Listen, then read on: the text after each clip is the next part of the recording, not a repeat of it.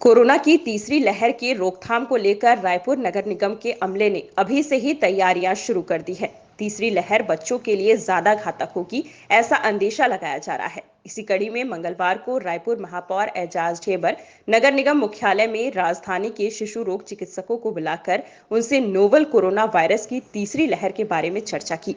इसका राजधानी के बच्चों के स्वास्थ्य पर प्रभाव कम से कम हो सके, इसके लिए चर्चा कर सुझाव लिया। इस दौरान अंबेडकर अस्पताल के डॉक्टर ओपी सुंदरानी, डॉक्टर कनक रामनानी, एकता हॉस्पिटल एवं अन्य अस्पतालों के शिशु रोग चिकित्सकों सहित नगर निगम स्वास्थ्य अधिकारी विजय पांडे, सहायक स्वास्थ्य अधिकारी डॉक्टर तृप्ति पाणिग्रही मौजूद रहीं। शिशु रोग चिकित्सकों ने महापौर को तीसरी लहर के दौरान राजधानी शहर के बच्चों के स्वास्थ्य की सुरक्षा की दृष्टि से सुझाव दिया कि सभी अभिभावकों को जागरूक किया जाए कि वे अपने बच्चों को कदापि गार्डन आदि में घुमाने न ले जाएं। घर में बाहर से कोई भी सामान आए तो पहले सैनिटाइज करें, उसके बाद ही उस सामान को छुएं। बच्चों को कोचिंग क्लासेस, स्कूल आदि भी कदापि ना भेजें।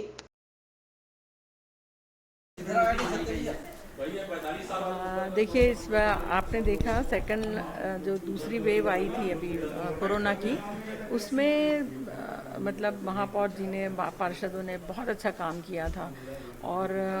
अब वही हम लोग तीसरी लहर यदि आती है और जैसा सुनने में आ रहा है कि बच्चों को ज़्यादा प्रभावित करेगी, तो आज की बैठक उसी के लिए रखी गई थी कि हमें क्या क्या तैयारी करना है, पार्षदों को मोहल्ले में जाके क्या क्या बताना है, लोगों को किस तरह से जागरूक करना है। तो यही सब बातों के लिए आज की बैठक रखी गई थी, ताकि तीसरी लहर यदि आती है तो हम जिस तरह से हमने अपनों को दूसरी लहर में काफ़ी कुछ गंवा दिया था, तो तीसरी लहर में ऐसी बातें ना हो। और उसके लिए हमें क्या क्या तैयारी करना है, साथ ही साथ के लिए क्या चर्चा, बच्चों के लिए विशेष व्यवस्था हो सकती है। हाँ, वही बच्चों के आईसीयू बनाना है बच्चों का, और बच्चों के लिए किस तरह की मेन तो ये है ना कि prevention is better than cure, यानी बचाव आप पहले कर लेंगे तो आप सावधानी पहले बरतेंगे तो बीमारी अब वैसे ही नहीं आएगी। तो यही चर्चा चल रही थी कि बच्चों के लिए हम अभी से क्या तैयारी करें, कैसा वो करें। तो उसमें से एक ये भी आया कि जो जैसे ब्रॉड डेथ, अब इस बार मतलब मृत अवस्था में बहुत लोग आए, 24 घंटे में बहुत लोग आके ख़त्म हो गए, तो वो बहुत अंतिम अवस्था में आए थे। तो बच्चों के लिए जब बात आएगी तो इस तरह से अंतिम अवस्था तक के ना रुकें, समय से पहले ही यदि जांच कराते रहें और आ जाए तो फिर हम बच्चों की जान बचा सकते हैं। परिजनों को भी जागरूक करने की आवश्यकता इसी जागरूकता के लिए मीटिंग थी कि पार्षद अपने अपने वार्ड में किस तरह से जागरूक करें। एक सवाल ये मैडम कि जो एम्स है, देखिए सेकंड लहर की भी अगर हम बात करेंगे, सेकंड वेव की भी बात करेंगे, तो रायपुर नगर निगम की अहम भूमिका रही है, चाहे हॉस्पिटल से लेकर, चाहे वैक्सीनेशन से लेकर, चाहे टेस्टिंग किट को लेकर, दवाई पहुंचाने से लेकर, या फिर आदमी को घर से उठा के लेकर, या फिर अगर वो खत्म हो जाता है तो जलाने तक की अगर कोई सबसे महत्वपूर्ण भूमिका अगर इस सेकंड वेव में निभाया है तो रायपुर नगर निगम ने बहुत महत्वपूर्ण भूमिका अदा की है। अब हम लोग थर्ड वेव में, क्योंकि मुझे ऐसा लगता है कि हम सेकंड वेव में कहीं ना कहीं जो number of bed, number of oxygen, number of ventilator कहाँ पर है, कहाँ नहीं है, आज हमने आदरणीय सभापति जी, आदरणीय नेता प्रतिपक्ष, आदरणीय उप नेता प्रतिपक्ष की उसमें आज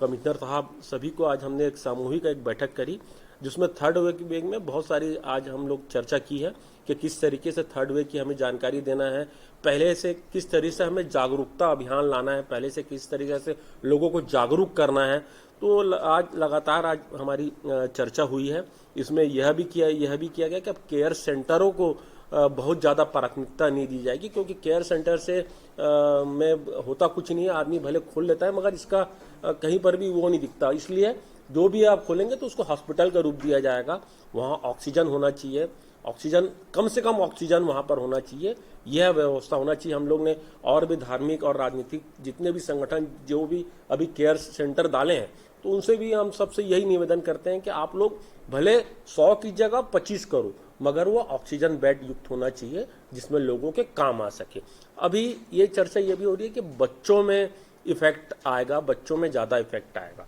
तो इसको भी लेकर हम लोग ने तैयारी हम लोग कर रहे हैं। सरकारी हॉस्पिटल, निजी हॉस्पिटल, ये सब के एक टाई अप करके एक जिस तरीके से बताएं कि 104 नंबर को और प्रभावशाली बनाया जा रहा है। हर आदमी को, जैसे कि आज सभापति जी ने भी एक मांग उठाई कि कुछ भी हो, एक आपके पास एक ही वो होना चाहिए कॉल सेंटर, जिसमें आदमी को यह जानकारी मिल जाए कि ये यहाँ पर बेड उपलब्ध है, यहाँ पर बेड उपलब्ध नहीं है। यह जानकारी उस कॉल सेंटर से लोगों को प्राप्त हो जाना चाहिए। बहुत सारी जानकारी वैक्सीनेशन को भी लेकर बात हुई है। जिस तरीके से 18+ में तो लोगों में जागरूकता है, काफ़ी वैक्सीनेशन हो रहा है, मगर 45 के ईयर ऊपर जो है उसमें वैक्सीनेशन में अभी कहीं ना कहीं धीरे धीरे लोग नहीं आ रहे हैं, लोग जागरूक नहीं हो रहे हैं। तो वह भी हम लोग ने सब सामूहिक, हम सभी पार्षद लोग के माध्यम से इसमें भी हम जागरूकता लाएंगे। ऐसा आज की मीटिंग में पूरी तरीके से सागर्भित आज चर्चा आज की मीटिंग में हुई है। आज की मीटिंग में विपक्ष भी